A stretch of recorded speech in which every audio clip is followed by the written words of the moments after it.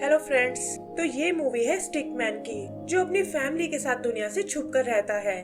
लेकिन एक दिन किस्मत उसे अपनी फैमिली से बहुत दूर ले जाती है, जहाँ उसे एक के बाद एक कई खतरों का सामना करना पड़ता है। तो चलिए देखते हैं कि क्या वो अपनी फैमिली के पास वापस आ पाएगा। तो मूवी एक छोटे से कोस्टल टाउन से शुरू होती है, जो पूरी तरह बर्फ से ढका हुआ है। और यही एक हिल पर है स्टिकमैन का घर, जहाँ वो अपनी वाइफ और 3 बच्चों के साथ रहता है। आज क्रिसमस का दिन है और स्टिकमैन अपने बच्चों को सरप्राइज देना चाहता है। वो बताता है कि सेंटा तुम्हारे प्रेजेंट्स ले आए हैं, और ये सुनकर तीनों बच्चे बहुत खुश होते हैं।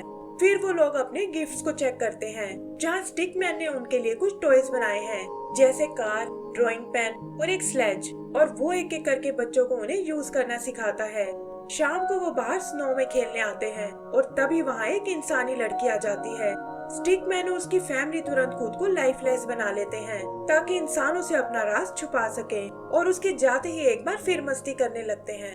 इसी तरह उनके दिन अच्छे से बीत रहे थे और स्टिकमैन भी इतनी प्यारी सी फैमिली को पाकर बहुत खुश था। फिर जल्दी ही स्प्रिंग सीजन शुरू हो जाता है और चारों तरफ हरियाली फैल जाती है।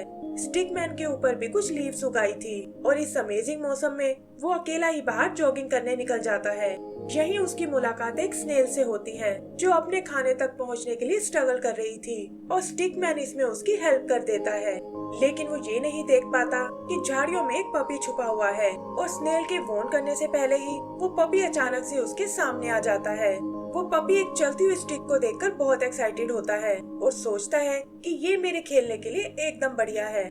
स्टिकमैन भागकर अपने घर जाने की कोशिश करता है, लेकिन पपी उसे ऐसा नहीं करने देता और थोड़ी आंख मिचोली के बाद फाइनली उसे पकड़ लेता है। फिर वो उसे लेकर अपने मालिक के पास आता है, जो स्टिक को दूर फेंककर पपी से फैच करने को बोलता है। स्टिकमैन पपी को समझाता है कि वो भी उसकी तरह एक जिंदा प्राणी है और अपनी फैमिली के पास वापस जाना चाहता है। उसे लगता है कि शायद पपी उसकी बात समझ गया है, लेकिन वो पपी एक बार फिर उसे पकड़ लेता है। उसका मालिक स्टिकमैन को फिर से फेंकने की सोचता है, लेकिन तभी एक गार्ड उसे रोक लेता है और कहता है कि तुम अपने डॉग को इस तरह खुला नहीं रख सकते। वो लड़का अपने डॉग को लेकर वहाँ से चला जाता है और गार्ड स्टिकमैन को वहीं साइड में रख देता है। स्टिकमैन को लगता है कि ये सही मौका है और उसे तुरंत अपने घर वापस चले जाना चाहिए, लेकिन किस्मत को तो शायद कुछ और ही मंजूर था, क्योंकि सामने अचानक से एक लड़की आ जाती है। वो लड़की भी अपने लिए एक स्टिक ही ढूंढ रही थी, ताकि उसे वो एक गेम में यूज कर सके, और वो उसे उठाकर अपने साथ ले जाती है। उधर स्टिक लेडी ब्रेकफास्ट पर उसका वेट करती है, लेकिन उसे लगता है कि शायद वो थोड़ी देर में वापस आ जाएगा। आगे हम फिर से उस लड़की को देखते हैं, जो रेस लगाने के लिए स्टिकमैन को एक नदी में फेंक देती है, और स्टिकमैन भी शांति से तैरता हुआ आगे निकल आता है।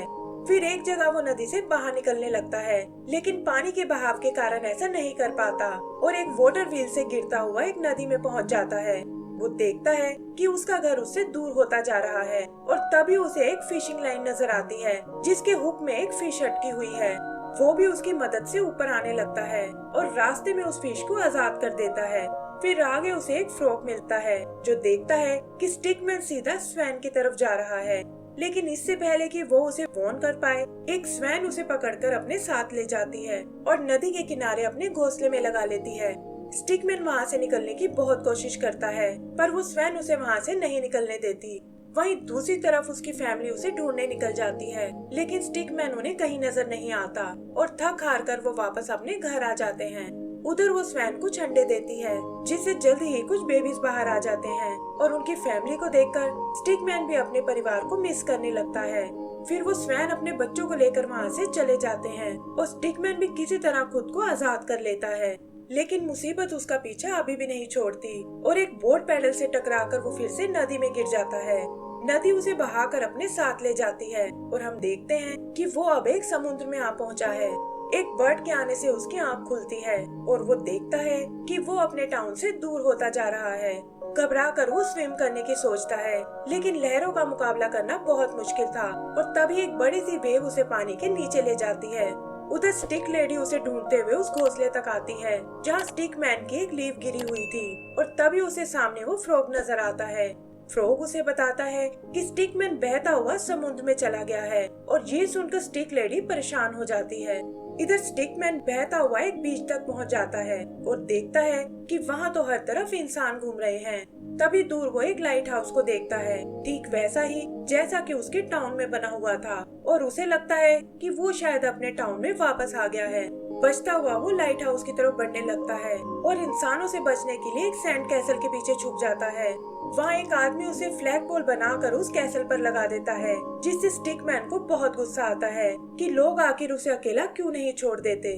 तभी अचानक एक लड़की की नजर उस पर पड़ती है, जिसने उसे खेलने के लिए एक स्वॉर्ड बना लिया है, और इसी तरह कोई उसे बैग हुक, कोई ड्राइंग पेन, कोई बो तो कोई उसे बैट की तरह यूज करता है।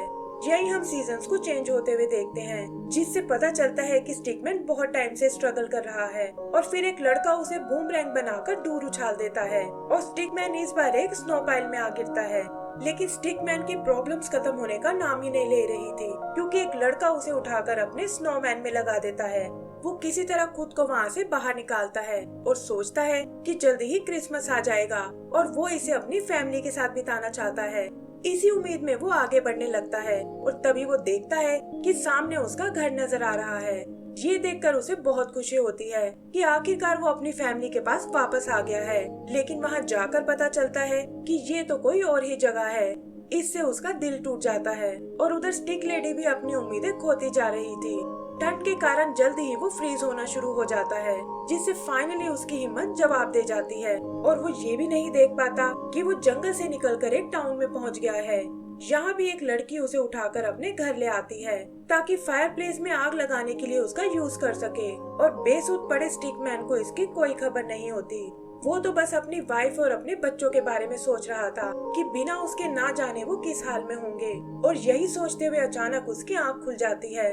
खुद को एक फायरप्लेस में देखकर वो डर जाता है और तभी उसे चिमनी से किसी के आने की आवाज सुनाई देती है। वो देखता है कि वहाँ ऊपर कुछ हलचल हो रही है और डर कर वो वहाँ से बाहर भागने की सोचता है।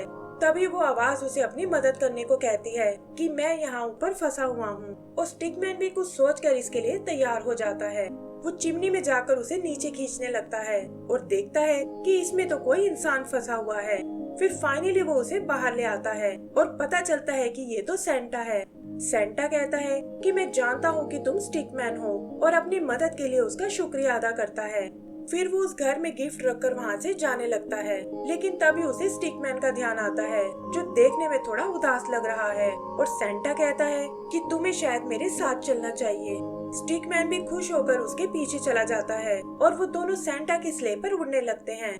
आगे वो गिफ्ट बांटने में सेंटा की मदद करने लगता है, जहाँ सबसे पहले उसे वो लड़का मिलता है जिसने उसे एक बैट की तरह यूज किया था, और ये देखकर स्टिकमैन उसे एक बैट गिफ्ट करता है। इसी तरह वो बाकी बच्चों को भी गिफ्ट डिलीवर करते हैं और देखते हैं कि अब सेंटा के पास बस 3 ही गिफ्ट बचे हैं। तब सेंटा उसे कहता है कि ये गिफ्ट कुछ स्पेशल बच्चों के लिए है, और स्टिकमैन को सामने की ओर देखने को बोलता है। स्टिकमैन देखता है कि वो अपने टाउन में वापस आ गया है और सामने उसका घर दिख रहा है। यही दूसरी तरफ हम उसकी फैमिली को देखते हैं, जो क्रिसमस पर स्टिकमैन को बहुत मिस कर रहे हैं और सोचते हैं कि काश वो भी इस वक्त हमारे साथ होते। तभी उन्हें एक जोर की आवाज आती है और उन्हें लगता है कि ये शायद कोई बड़ा सा बर्ड है जो उनके ट्री हाउस पर अटैक कर रहा है। वो अंदर जाकर चेक करते हैं और देखते हैं कि वहाँ सामने स्टिकमैन खड़ा हुआ है, जिसके पास सेंटा के दिए हुए वो गिफ्ट भी हैं। वो सब एक बार फिर आपस में मिलकर बहुत खुश होते हैं और स्टिकमैन प्रॉमिस करता है कि अब वो उन्हें छोड़कर कभी नहीं जाएगा। एंड सीन में हम सेंटा को देखते हैं, जो स्टिकमैन और उसकी फैमिली को क्रिसमस विश करता है, और इसी के साथ हमारी ये मूवी खत्म हो जाती है। तो दोस्तों, अगर आपको ये मूवी पसंद आई हो तो प्लीज हमें लाइक एंड सब्सक्राइब करना ना भूलें। Thank you.